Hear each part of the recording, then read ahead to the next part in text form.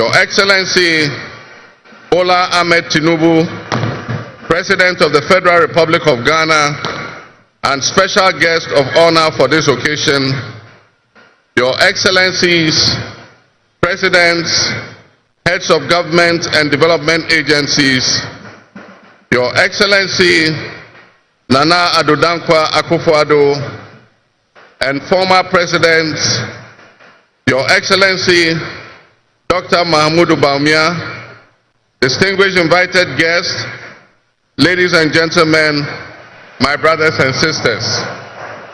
I wish you a good morning, and we give thanks to the Almighty God on this occasion.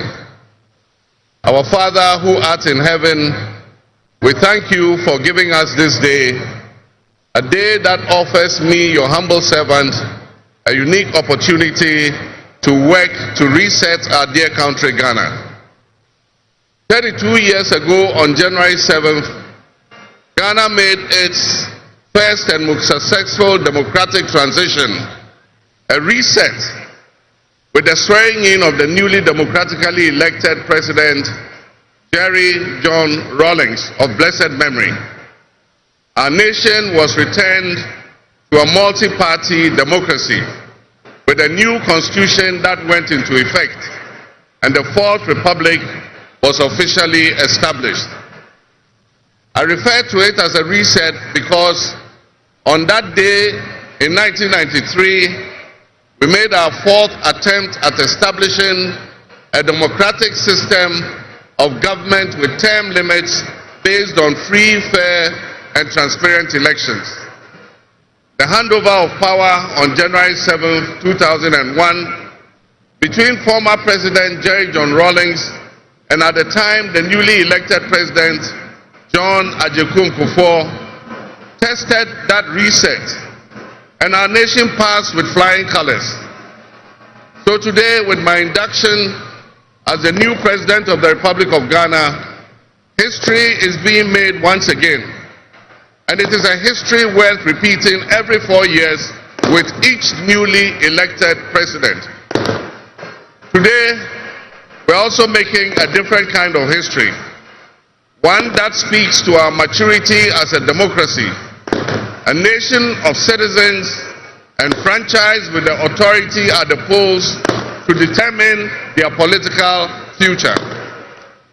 Today's exercise between the outgoing President, His Excellency Nana Addo Dankwa Akufo-Addo, and I feels a bit like a deja vu. That is because 8 years ago to this day, on January 7th, 2017, we shared this same space and performed this same transitional exercise. At the time, I was the outgoing President, having served one term, and he was the incoming President, having been given a mandate by the people of Ghana to lead this great nation of us. He and I both understood on that day, as I'm sure we are today, that it is the people of Ghana that we are elected to serve. Somehow, it seems fitting that it is with Nana Akufo-Addo that I twice shared this stage and this unique historical distinction, because Nana Akufo-Addo and I began our national political careers in Parliament in the same year, 1996. He has always greeted me with warmth, a firm handshake, and a smile, and he is perhaps the only person in my life who has persistently chosen to call me Johnny. While we belong to opposing political parties, we shared a sense of mutual respect. In those early days, we probably could not have imagined that destiny would bring us to the leadership of our respective parties, and that we would have to face off 3 separate times as we each vied for the highest office of the land. Nana, as this will be our final meeting under these circumstances, and as I look back on the journey we have traveled together, 2 much younger men who entered Parliament together with a full head of black hair, and you with the same bald head and round eyeglasses, I have to say that you have without exception been a worthy opponent. I extend my warmest wishes to His Excellency, the former Vice President, Dr. Alhaji Mahmoud Bawumia. It was a grueling campaign, and we gave it our all. Your sportsmanship in making an early concession eased tensions and contributed to the early conclusion of the electoral contest. I wish you all the best in your endeavors. My brothers and sisters, the world in which Ghana exists today, as I begin this presidency, is not the same world in which we have lived under other presidencies. There are tensions and conflicts that have not previously existed between nations. These tensions and conflicts place pressure on alliances to decide where we will support. There's a seismic shift happening within the system of global economic dominance. Whereas the G7 nations, United States, the United Kingdom, Canada, France, Germany, Italy, and Japan once provided the highest percentage of the world's GDP, over the last decade, that number has been steadily dropping.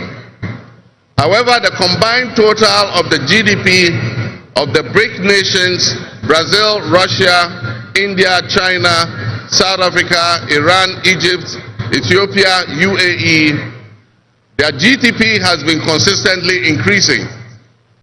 In 2023, for instance, the G7's combined total of world GDP was 30%.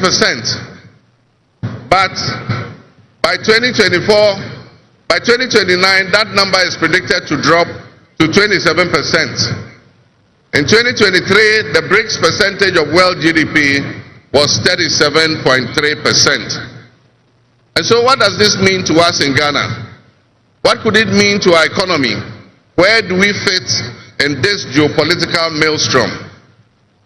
Technology such as artificial intelligence has taken us to new heights, opening up the potential for national, financial, and personal security issues that we are not yet able to imagine.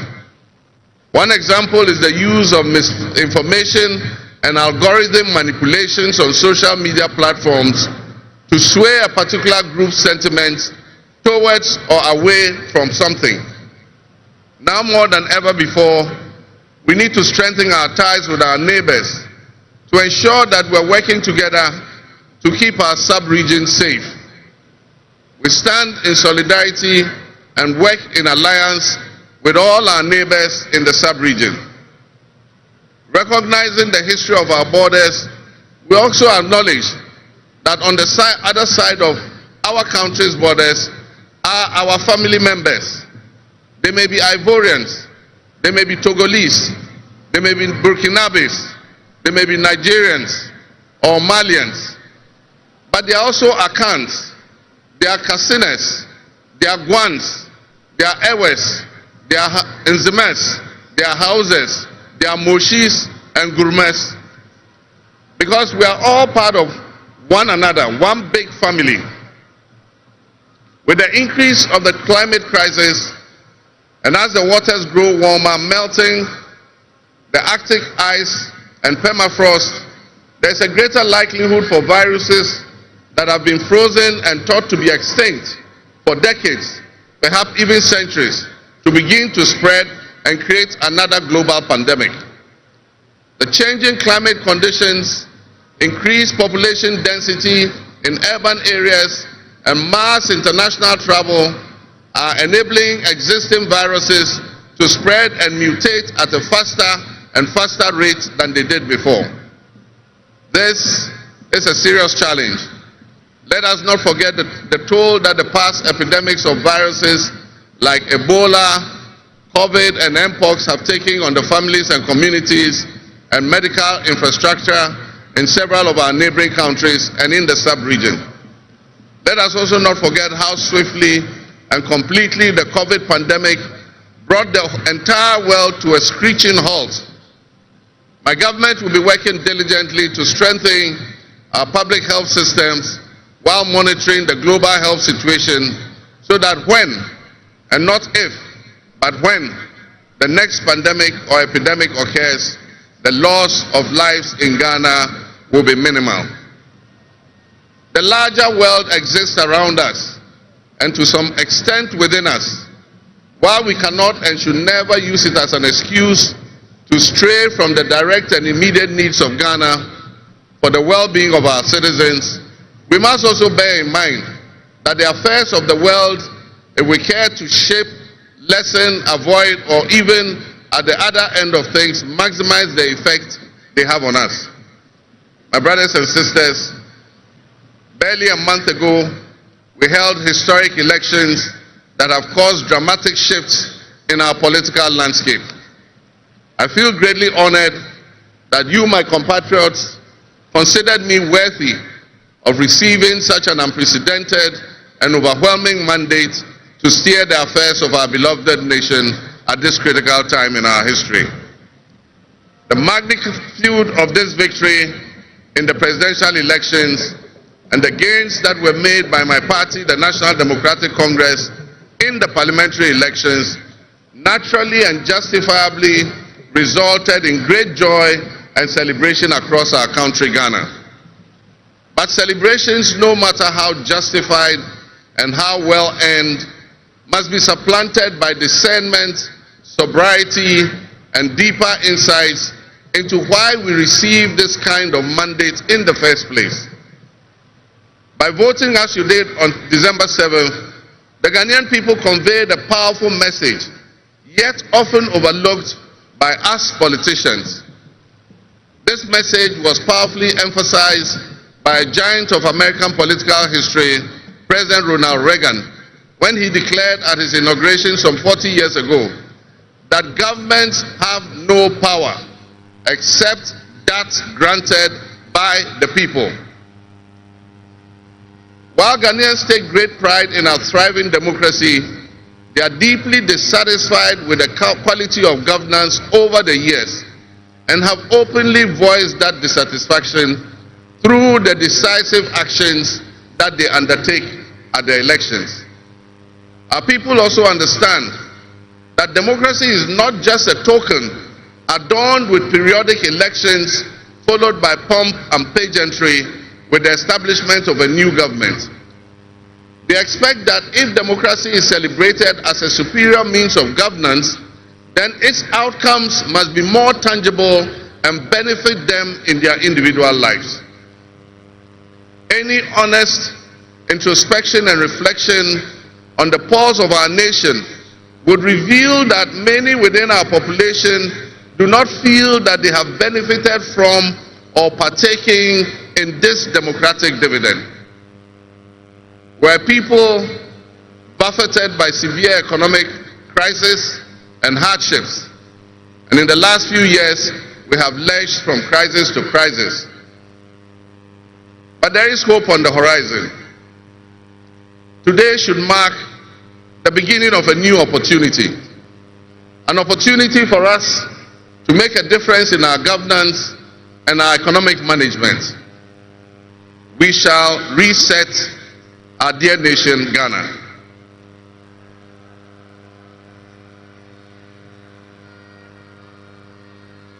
To the millions of my fellow countrymen and women who joined long queues and waited in the sun for their turn to vote for me, you have my sincerest thanks for honoring me. My firm, immutable assurance is that your vote will matter in the work that I'll do to make a difference in the destiny of this dear nation of ours. Your courage to bring change will not go in vain. Our nation was born with much promise. That promise would seem hazy and in doubt now because of all that has happened in the past. But I urge you, my fellow countrymen, not to be sucked into a state of perpetual pessimism. For some time, our country has urgently needed leadership with an unwavering desire to get things done. I with all humility assent that I intend to be that leader with your cooperation and your help. As your next leader, I shall strive to exercise sound judgment and be able to make the right calls at the right time. I will have the humility and presence of mind to take responsibility for any challenges and be willing to act firmly and timeously to resolve the challenges that we face as a nation. Since the elections, I have read and heard the word hope used many times in relation to my presidency and what it should offer the citizens of Ghana. I intend to speak plainly and clearly to you today, and every time I address you subsequently, I intend to always tell you the truth. The circumstances we find ourselves in are indeed dire, but even so, I'll be decisive and swift in my actions. We'll focus our initial efforts on 4 critical areas. The first is economic restoration and stabilization of the macroeconomic environment. The second is the improvement of the business and investment environment to ensure that Ghana is once again open for business. The third is governance and constitutional reforms. And the final, but not the least, is accountability and the fight against corruption.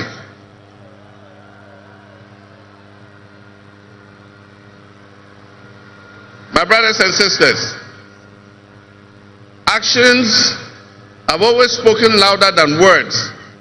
With that in mind, I have entered into a covenant with you, the good people of Ghana, in which I have enumerated 26 actions that I'll take within my first 120 days. There is reason for hope, and there is every reason for hope. But we must also have faith, because faith empowers us to trust the things that will happen. With faith, you believe what you know, and that is why we need faith to be able to achieve our reset. We need a reset with the faith we have in our country and our leadership. We need a reset with the faith we have in our institutions. We need a reset with our faith in our dear nation Ghana. And by that I mean in all of us, because all of us are Ghana. You are Ghana and I am Ghana. All of you seated here today, Ghanaian citizens, you are Ghana.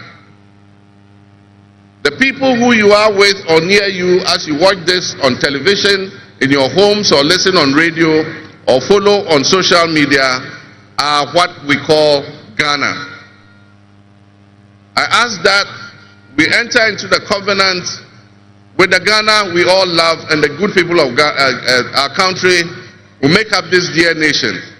And I ask that you envision a Ghana that you want to live in, a Ghana that you want to leave behind to your children and your grandchildren. What can you do to help build that better Ghana that we all strive for? What behaviors, what attitudes and mindsets can we reset? We need a reset, and we have faith in Ghana's ability to overcome, excel, and be so successful with this reset that it will be difficult to imagine a time when that was not the case. As we stand at this momentous crossroads in our nation's history, I am honored and humbled to accept the mantle of the President of the Republic of Ghana. Today we celebrate a new administration and herald an unprecedented era of opportunity and transformation. With Nana Jane Opoku-Agyeman by my side, we are poised to embark on a journey of progress and inclusivity, united in our vision for a more prosperous Ghana. This day is particularly special for us and for every Ghanaian who dreams of a society where barriers are shattered and ambitions are realized. With the inauguration of Ghana's first female vice president, we have turned a significant page in our history. Nana Jane's ascension to the high office is not merely a personal triumph. It symbolizes our collective commitment to fostering a nation where gender equality and female representation are cherished and amplified. This is a powerful testament to the power of diverse voices to shape the future, voices that have the courage to soar beyond our traditional confines.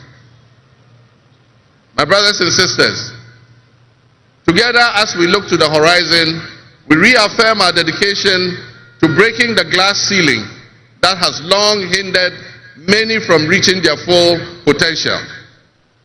Governance that reflects all segments of our population strengthens our democracy and enriches our conversation.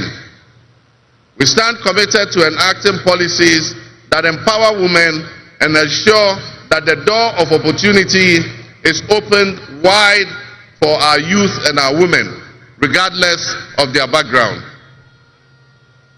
Together we'll galvanize our efforts to create a society where every Ghanaian can dream, believe, and achieve without any restraints.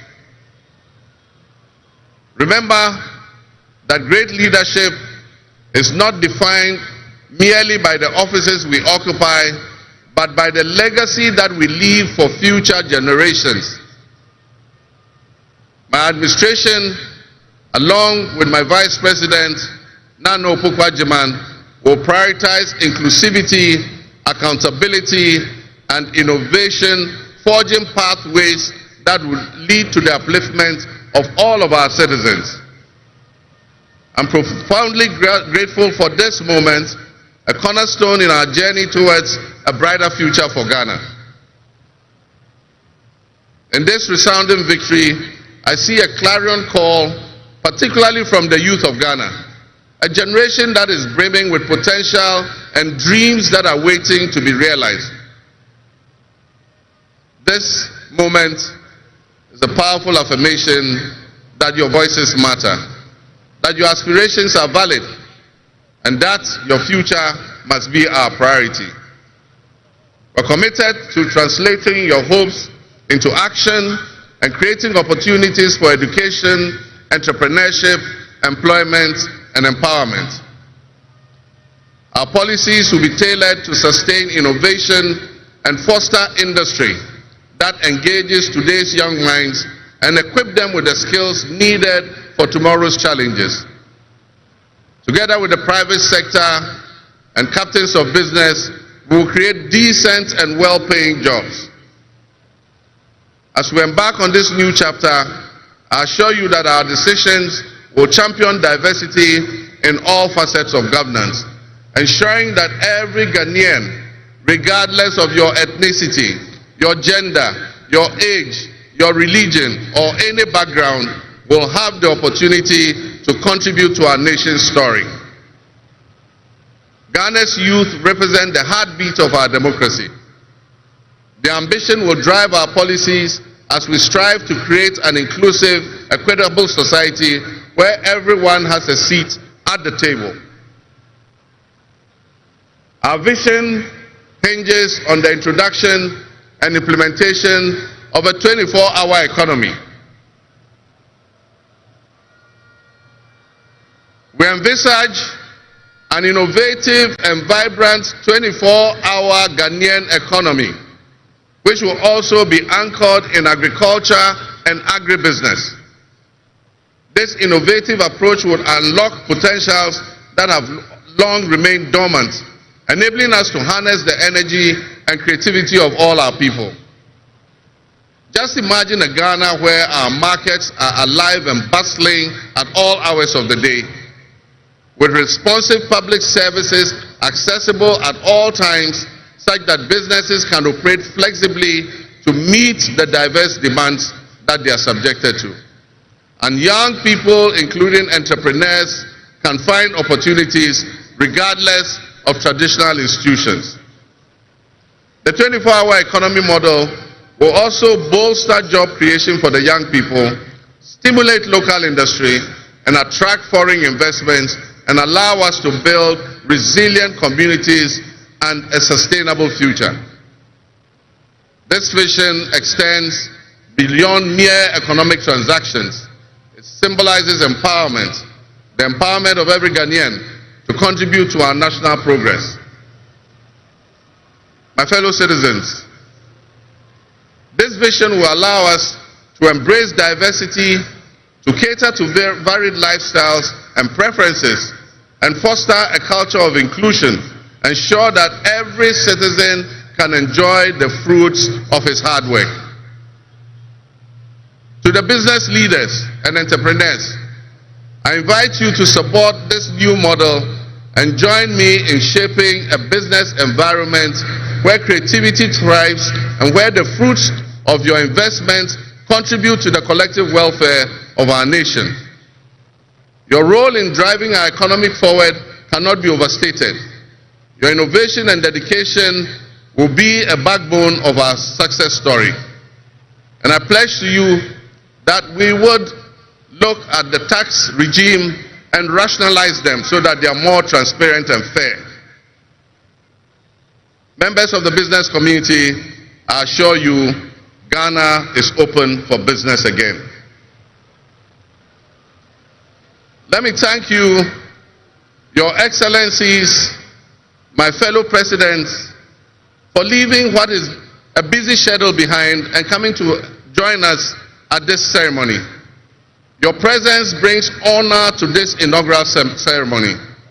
And I want to extend my heartfelt thanks to all of you and to our sister countries who have traveled from near and far to be with us today.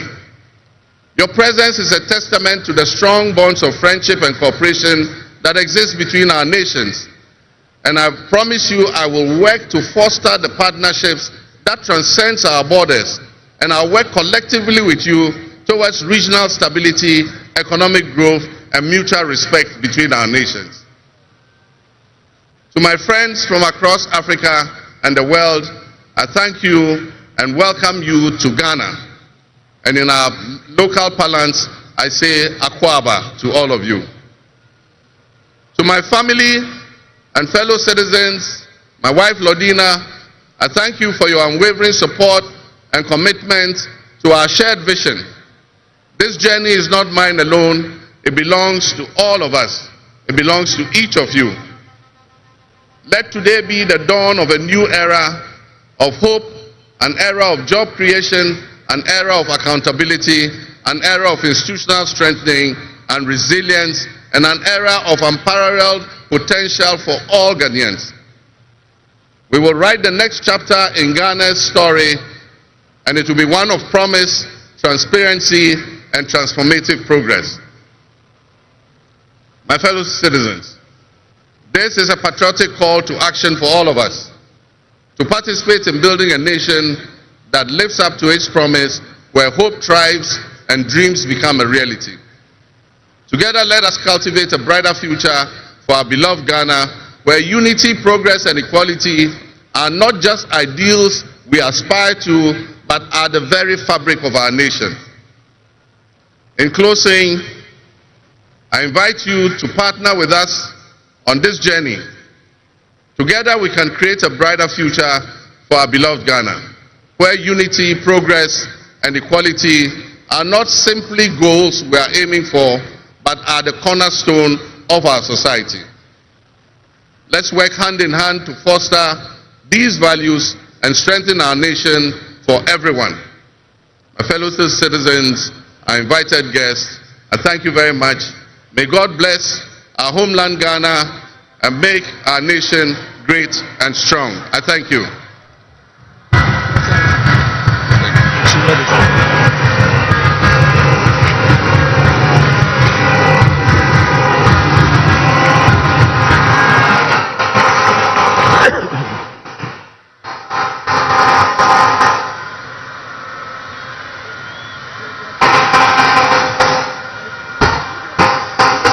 Yeah.